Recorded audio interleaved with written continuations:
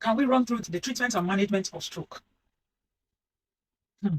The emergency treatment of stroke depends on whether you are having an ischemic stroke or hemorrhagic stroke. Don't forget, when we were talking about types of stroke, we said there are two major types of stroke: ischemic stroke and hemorrhagic stroke. In ischemic stroke, there is clots, or there are clots, there are fat deposition, there are debris, a lot of things like that. Clots eventually block blood supply to some tiny vessels in the brain.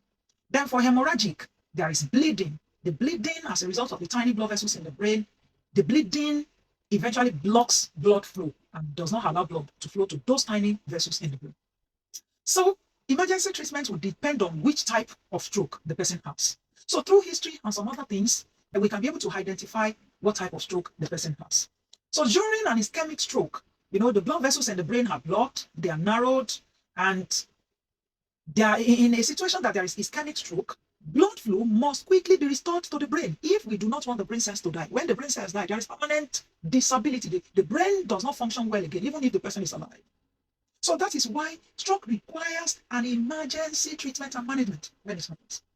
If it can be avoided, it is best, easiest to avoid it. But when it happens, it requires urgent attention, urgent treatment.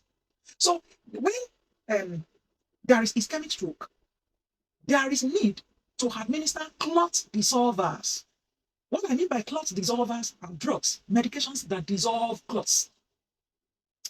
And they need to be given less than 5 hours after the incident of stroke. When stroke happens, maximum of 5 hours, those drugs need to be given from when the symptom began, when the person began to feel the symptoms or show the symptoms of stroke.